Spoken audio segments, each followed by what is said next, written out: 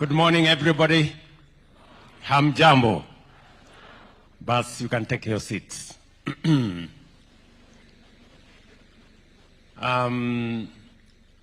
Deputy President, all the other leaders present here, members of consulting firms, our construction companies, and the people of the moment, interns in the construction industry. Everybody, I want to welcome you this morning to this very important occasion. I am very happy, truly, that we are having this meeting. When I see the men and women here, professionals from the construction industry, professionals who are planners, surveyors, quantity surveyors, engineers, whether they are electrical engineers, they are mechanical engineers, structural engineers, people who work in the ICT space, and the host of professionals that are represented here today. I am very proud that indeed the housing program is maturing, and we have professionals, we have workers, we have companies, we have consulting firms in the equation. And let me begin first by saying that this moment is a very consequential moment, so to speak. Very consequential because our country, Kenya, I remember when we went out for the campaigns, one of the single most asked matter by citizens was the millions of young people who get out of school, get out of college, get out of universities, and there isn't a concrete plan on how and where they are going to work.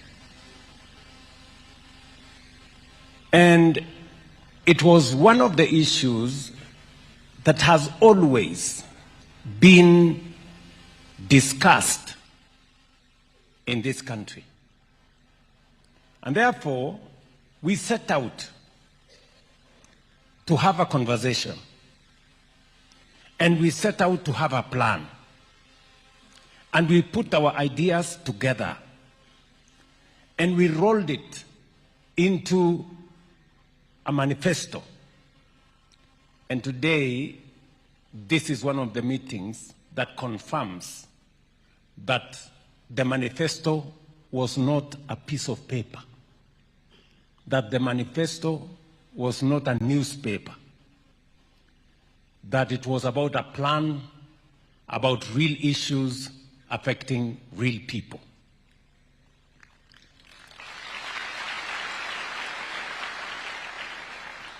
My very able deputy has told you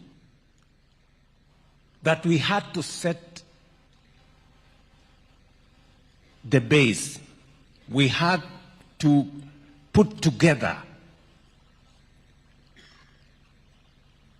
the foundation upon which we were going to run all our other programs. And that foundation was the soundness of our economy. I know the conversation about the economy sometimes looks too lofty and sometimes in very strange figures and language about inflation, about GDP, and all the other things. But let me just put it simply, that we had a very serious challenge as a country in 2022. Of the 5 countries in Africa that everybody believed globally that they were going to default on their foreign financial obligations, Kenya was among them, because we had the largest Eurobond debt of $2 billion. And so everybody expected that Kenya was going to default. And indeed, of the 5 countries that everybody expected to default, 4 defaulted. Kenya did not. Yes. And I say so proudly because it is us, the people of Kenya. It is the government of Kenya. It is the professionals that we have in this country that we sat together, figured out, eliminated what was not necessary, removed unnecessary subsidies in fuel, in unga, in all manner of places, cut down on expenditure. I remember we had to reduce the budget. We went to parliament. We reduced the budget by 300 billion Kenya shillings. And it was tough, you know. But those decisions we made, difficult as they may have been, necessary because they were, made our country escape the shame of defaulting on our foreign obligations. We have since built a firmer foundation. We have made the necessary decisions. Today, I can confidently stand before this gathering and before the people of Kenya that our economy is way different from what it was in 2022. Inflation has come down from 9.6% to 4.5%. Our dollar exchange rate that had gone all the way to 165, today it is 129 and coming down. Just watch this space in the coming months. Our foreign exchange reserves that had come down to almost 2.5 months of import cover, about $7 billion. Today, our foreign exchange reserves has risen to $12.3 billion, the highest in Kenya's history. These are numbers that I am not telling you. These are numbers that are available in any financial metrics. Our economy has grown, and now we have overtaken Ethiopia, we have overtaken Angola. We are now the 6th largest economy in Africa.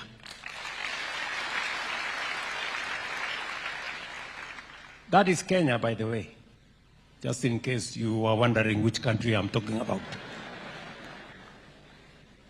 Yes, that is Kenya. The one that I hear some politicians say is a failed state. I think the failure is not in Kenya, the failure is in their small minds.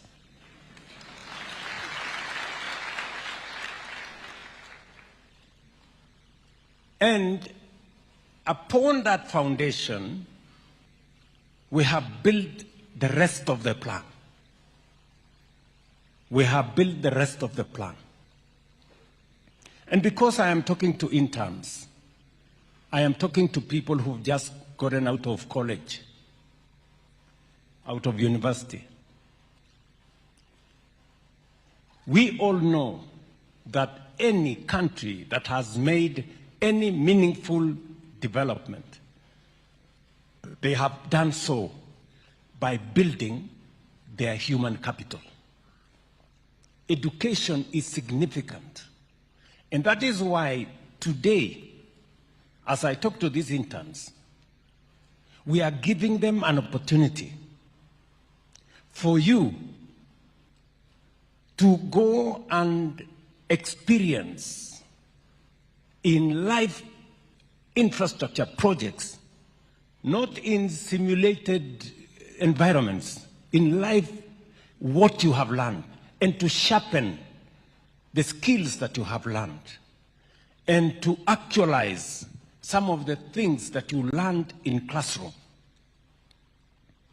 We have also equally rolled out a whole plan on how to make our education relevant to the requirements of today and the future. We have increased the budget by significant amount from $500 billion in 2022. This year, these members of parliament will tell you, we have a budget of $702 billion for our education sector. Why are we doing that? Because education is important. I see some people try to talk about education. And I want to tell them, in 2022, we had huge challenges in the education sector. We had a chronic shortage of teachers. We had a chronic shortage of classrooms. 21 of our universities were technically insolvent because of funding challenges. Most of our TVETs had serious problems because of funding. I stand here today to tell you that we have sorted out all those issues. Number one, we have hired, as of this January, 100,000 teachers in the last 3 years. No other administration in Kenya's history has done so.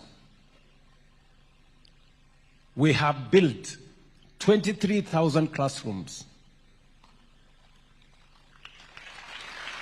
And we have provided resources under our new student-centered model that does not give money to a university. It makes sure that every student is assessed as a student. And we give them scholarships on the basis of need and merit. And ask any vice chancellor today, ask any vice chancellor.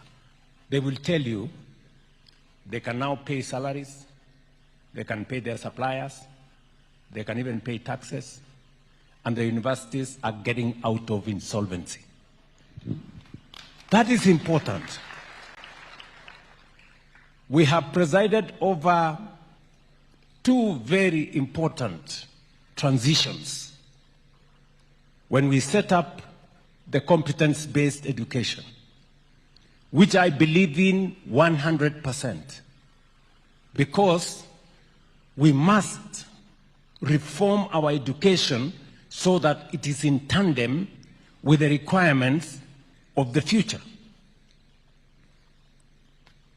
And when we designed the competence-based education, it was supposed to make sure that education does not just be about formal learning and passing exams and that kind of thing. It was about transferring skills, creating knowledge, and making sure that we prepare our human capital for what is right and what is necessary for us to move Kenya to the next level.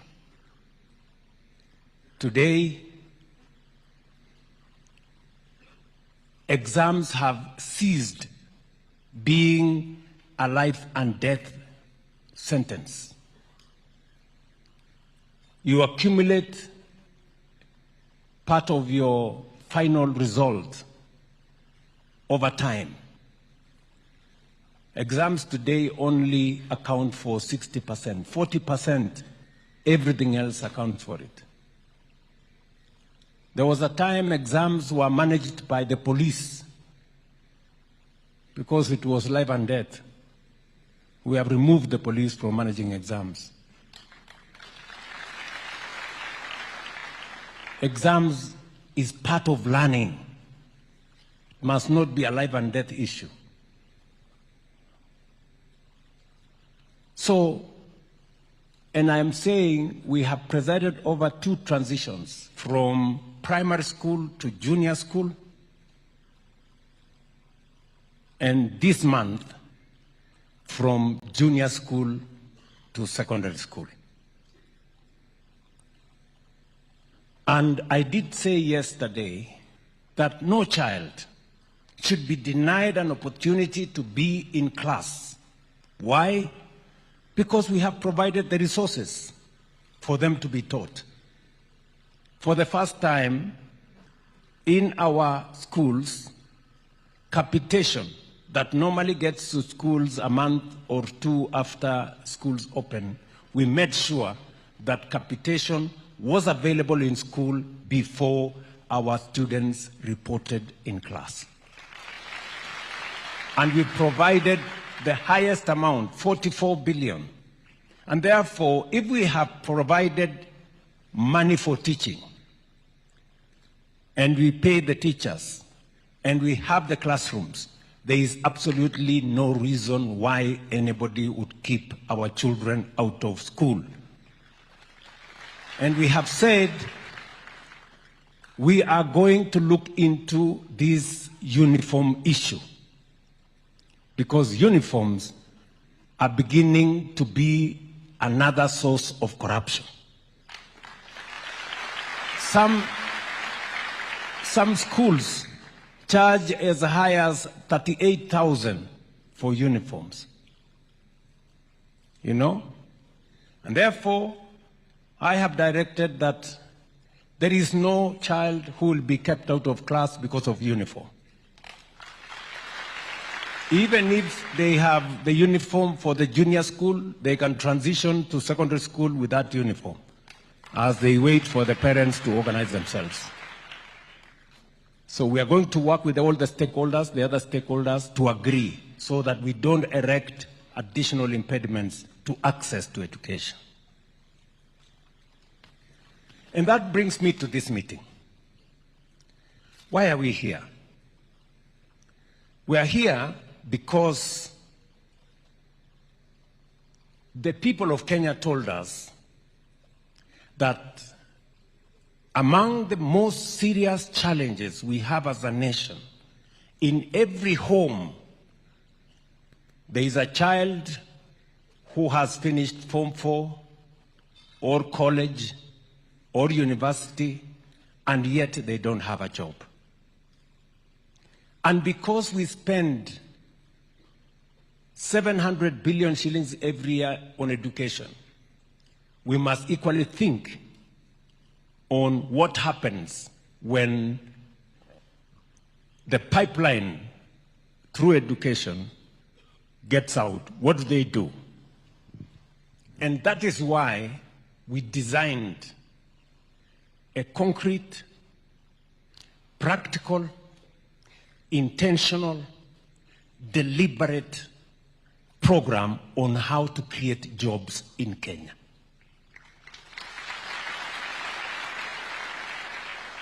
We have a program running today which we are calling export of labor. And when I talk about export of labor, I am not talking about brain drain. I am talking about Kenyans who go to work abroad for 2-3 years, gain a different experience, and bring it back home and use it to develop our own country. We have 530,000 young people who have gone from Kenya to different parts of the world. Today, they are monetizing their knowledge, their skills, their expertise, their talents, and our remittances in Kenya has gone up by $1 billion, $1 billion. It was 3.8 billion in 2022. Today, it is $5.2 billion every year.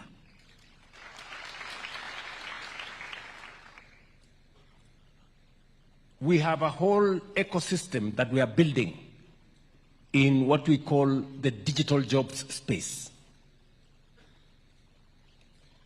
We have spreading our fiber optic across Kenya. We've done 30,000 kilometers. We want to do 100,000 kilometers. We've gotten better engagement with business process outsourcing companies. Teleperformance, for example, the largest BPO in the world, has set up office in Kenya. CCI and other companies in the BPO space are engaging Kenyans, working in foreign companies, but working from Kenya. We have ICT hubs that we are building around the country. We have Jitume centers that are rolled out around the country. In every TVET, we have made sure that there is an ICT hub. And today, we have 300,000 Kenyans working in the digital space, earning money in dollars and working from home in foreign companies. Deliberate, intentional. And then we have public infrastructure. And that's why we are here today. Public infrastructure. And let me tell you, creating opportunities for employment using public infrastructure is not a new invention. You know? It is what is tested and tried globally. America, for example, in the 50s, for those of you who follow history, in the 1950s, the interstate highways that were built to get America out of recession created millions of jobs. It was intentional. If you go to Europe, if you go to Germany, for example, to get Germany out of recession, the Autobahn industry was created to deal with roads, bridges, highways, and created millions of jobs. Recently, in Philippines, what they called build, build, build. Again, just recently, 2016 to 2022, Philippines created 6.5 million jobs using investment in public infrastructure. So what we are doing in Kenya is not an invention. It is what is tested, what is tried, and what works. When we rolled out this housing program, it wasn't a new thing. National Housing Corporation was registered in 1960, 1953, I'm told, by the chair there. Almost earlier than South Korea and Singapore registered theirs. Right? But we have been, battling with what do we do with it? How do we do it? It was there. We went to slum upgrading.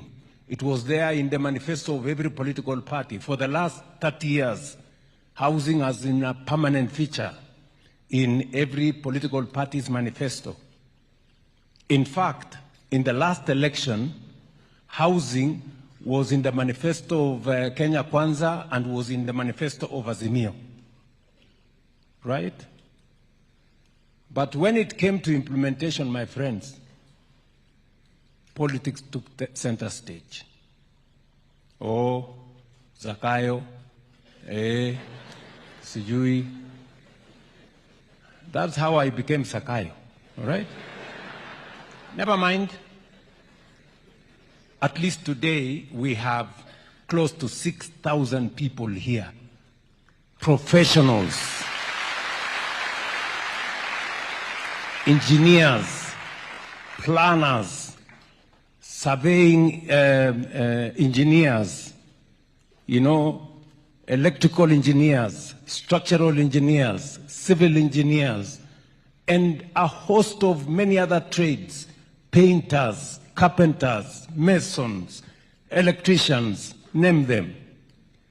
We have a whole ecosystem of people, professionals who work now in our construction industry, building houses, building markets, building hostels, and the face and skyline of Kenya is changing. Yes, it is changing. Yes, it is changing. Go to anywhere. Go to any big town. The face and skyline of Kenya is changing. And that is why I want to persuade you, and I am very, very, very proud of this moment, that Kenya is finally doing what is right. We are finally taking charge of our own destiny and changing our country for the better. Yes. You guys will be working in real, live infrastructure projects, either in a market or in a hostel or in a housing program. You will be there and you will experience firsthand that Kenya is changing. And you will help us. Your knowledge, your skills, your expertise is going to contribute to making sure that those projects are world-class standards. They are efficiently delivered. They are professionally handled. And they are safe for our markets and hostels for our students and houses for the people of Kenya. So, I am really, really proud of this moment, that we finally are believing in ourselves.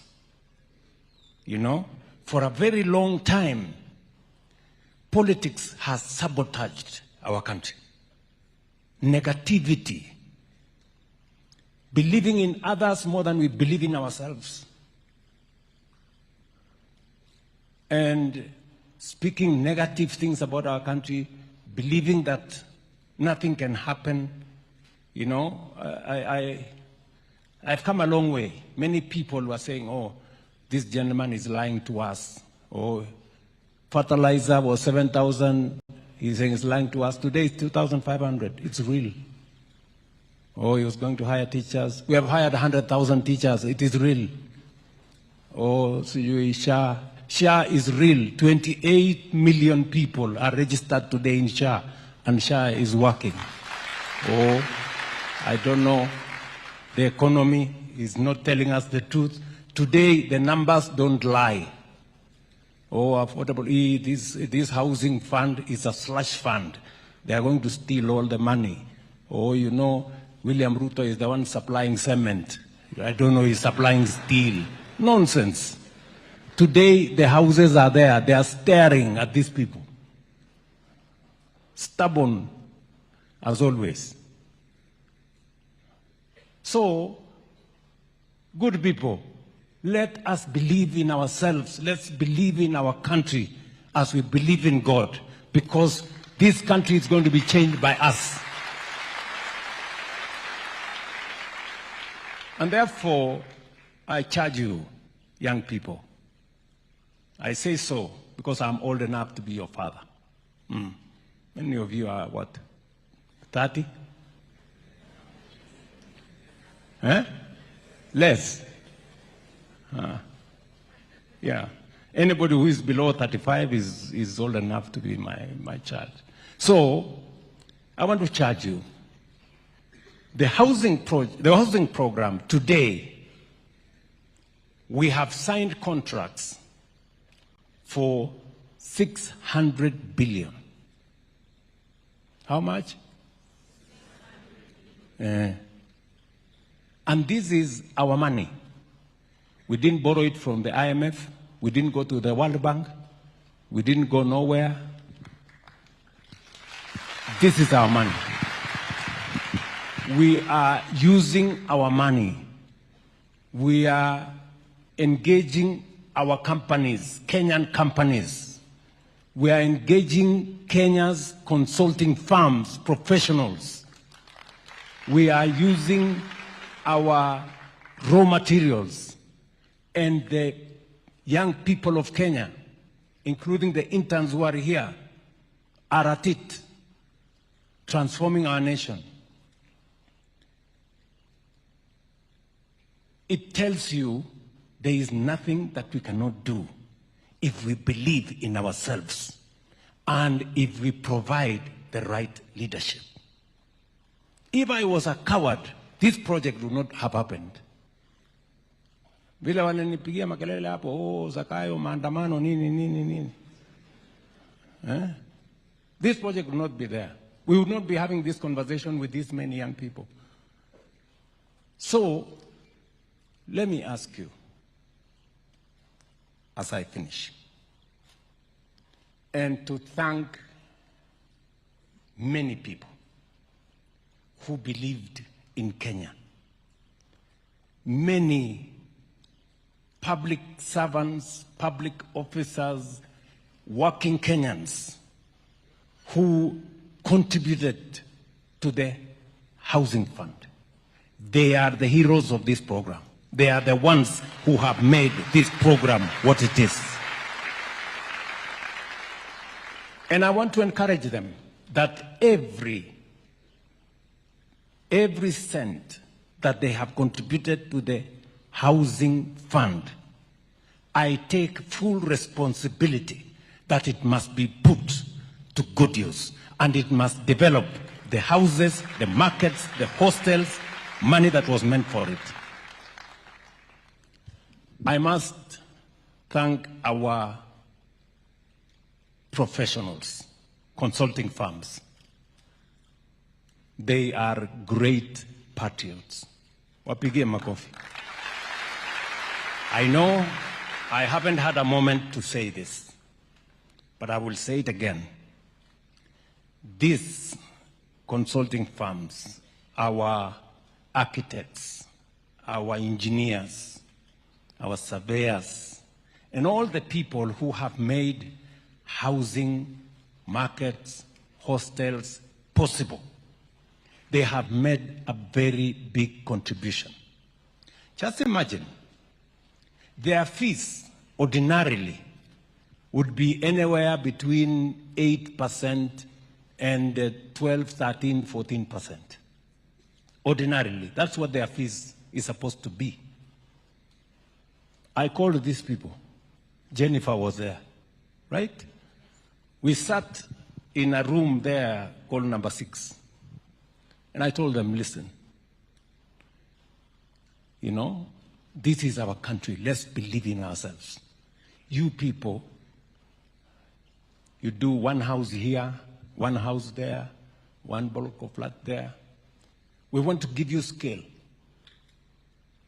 Let us negotiate the fees. Do you know how much we pay them today? Instead of 14% or 10%, we only pay them 2%. And they have done a wonderful job. Wapigie makofi. They've done a wonderful job. When I write my book, finally, about this housing, these consulting firms will have 2 chapters.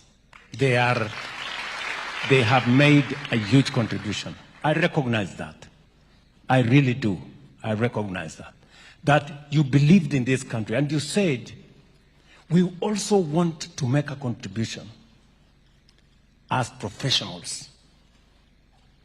And today, as I roll out this program of interns, we are going to pay a small stipend to these interns. Yeah. And I want to say, as we pay a small stipend to these interns to be to help, for them to learn and help us supervise the sites, they will be working under the consulting firms. They will be literally part of your labor force. So we have consulted. I did ask the ministry to give me some numbers. And we have agreed that for the sacrifice you have shown as consulting firms, we are going to increase what we are paying you from 2% to 3%.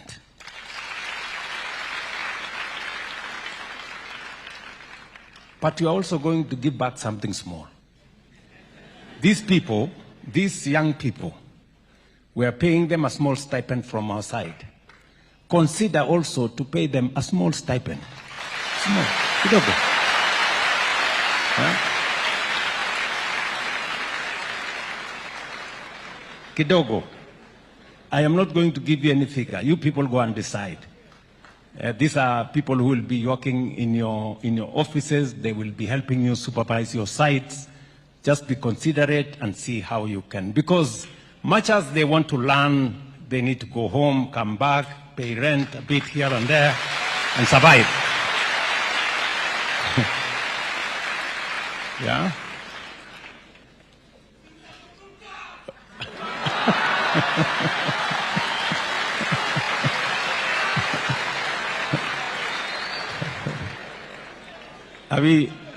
Are we together?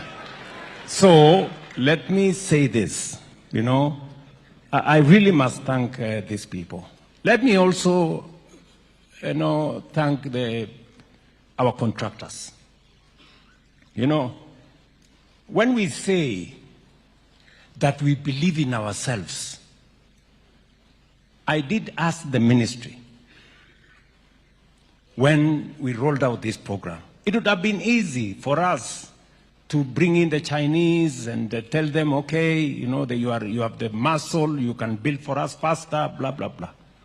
But we said this program must also provide an opportunity for us to grow Kenyan construction companies.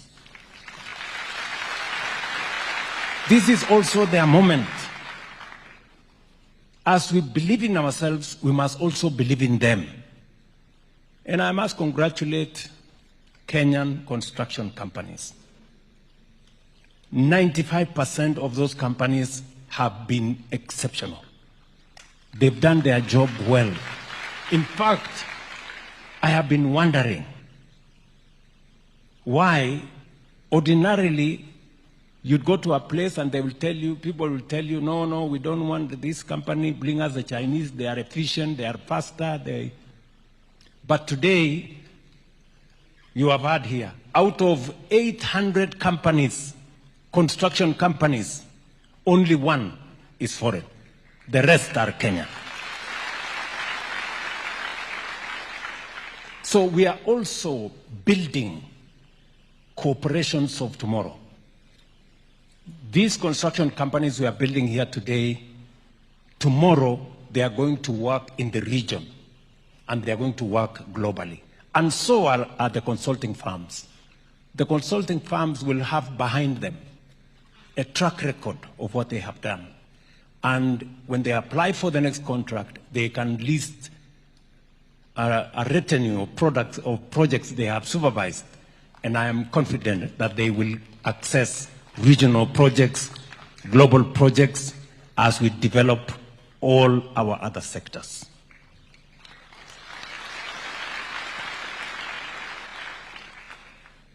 Let me conclude by saying this.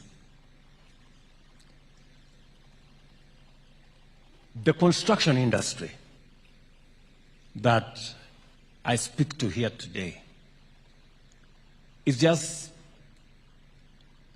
2 years old. We have 240,000 housing projects, some towards completion, some halfway, some in different categories. We have 400 modern markets being built across Kenya. We have hostels for 182,000 students in universities, TVETs, Kenya Medical Training Centers, and in other colleges under construction. As I have told you, we have contracts of 600 billion Kenyan shillings. We have 500,000 Kenyans working. We have professionals from different fields working, and this program is just started. It's just started. We are going to be here in this construction space for the next 25 to 30 years. So, prepare yourselves. Yeah? Mujipange. And for you guys, this is a launch pad. It is not a stopgap. This is internship. Do you understand what I'm saying? It depends on what you do with this moment. It depends on what you do with this moment. This moment, the opportunity you have to be an intern will make you either the next professional, to work in the next consulting firm, to start your own. The future is yours to decide what you do with this moment. All right? I was told the dream is free, the hustle is not. Mwende mujipa. Lazima ujitume. Yeah? Sindio? So, you guys, you have a moment of history in your hands. All of us as a country, we have a moment of history in our hands. And we are not just talking about this construction space around housing markets. You've heard me. I have said recently in the State of the Nation address towards the end of last year that we are now scaling up. Kenya, for the next 20, 25 years, maybe 30 years, is going to be literally a construction site. The whole country. Right from Statehouse here, you can see it is a construction site. Yes, and to every part of Kenya. We are rolling out, beginning this year, already we have 6,000 kilometers of road going on now, which we are in finalizing.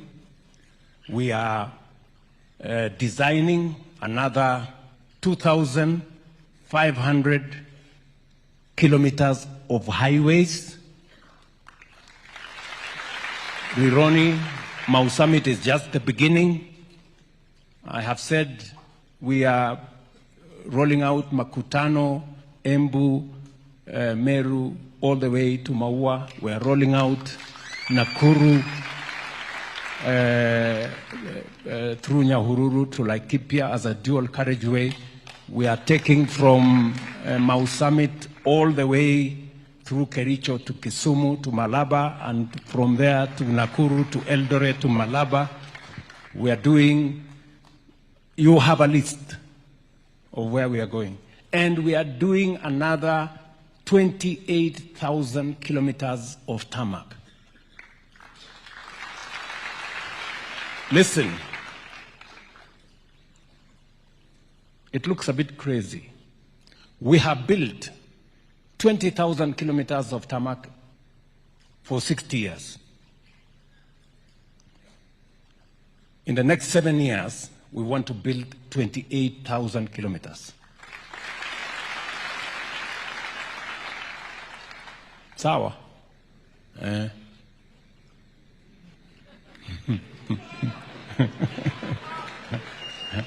it's going to happen just in, as you see, in our lifetime. Hapa 7 years in the other, hapa mbele, we're going to do it. We must do another, and I'm talking about construction to get our country moving. We're going to do, as I have said, 50 new mega dams, 200 medium-sized dams, and thousands of small dams across the country. We're going to do another 10,000 megawatts of energy. And for your information, we have the money to do it. Yes. Tuko na pesa ya kufanya hiyo kazi. Mnanielewa? I know you don't believe me. We have the money to do it. Pesa is not the problem. The people, these professionals, is not the problem. Look at these companies. Many people, if you told them we are going to build all these houses, wangekuuliza iko wapi kampuni ya kufanya hii kazi.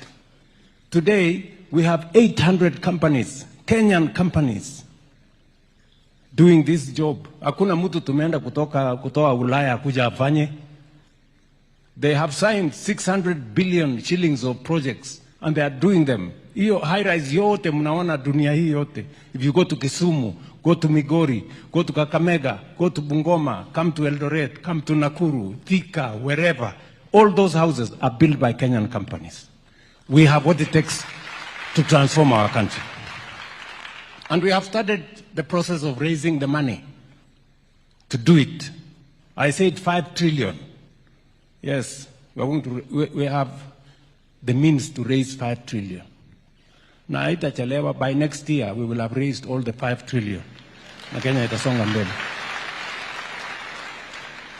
Sawa. This is not about politics. This is not about the next election. This is about transforming Kenya.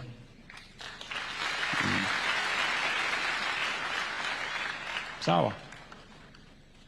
You know, and I want to ask some politicians. The other day, we all agreed that divesting, privatization, is a prudent way of raising resources. When we went to the market, today we are in the market on the Kenya Pipeline IPO. Is going to democratize the ownership of a public asset like Kenya Pipeline. Today, you as an intern, you can buy shares in Kenya Pipeline. And I want to ask you, I want to ask every Kenyan, with only 900 shillings, you can buy 100 shares of Kenya Pipeline. And you can continue and buy more and buy more and buy more. Let us all own a piece of the good that we have built together. But you will hear some people saying, why are you doing this? This is wrong. The same people who told us, who agreed with us, let's do it. We're saying we're divesting a portion, of Safaricom to raise money. They tell us, oh, who negotiated? Where is the committee that negotiated for the price of the shares? Really? Any public listed company, the tested, proven, transparent valuation is done by the capital markets. It's done at the exchange. It's not done in boardrooms or by committees.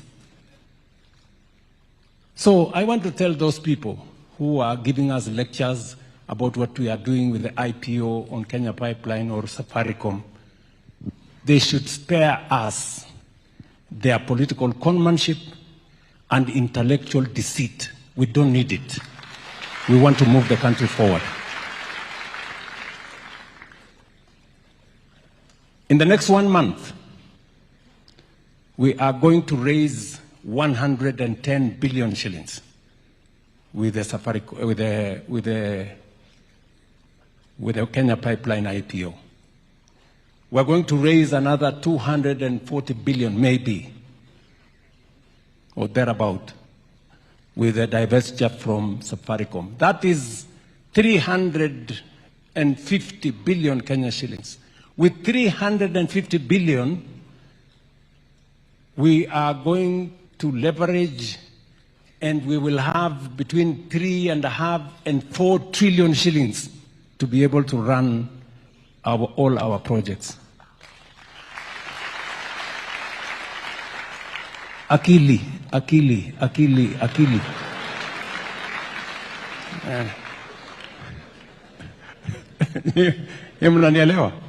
Yes, that's what is required.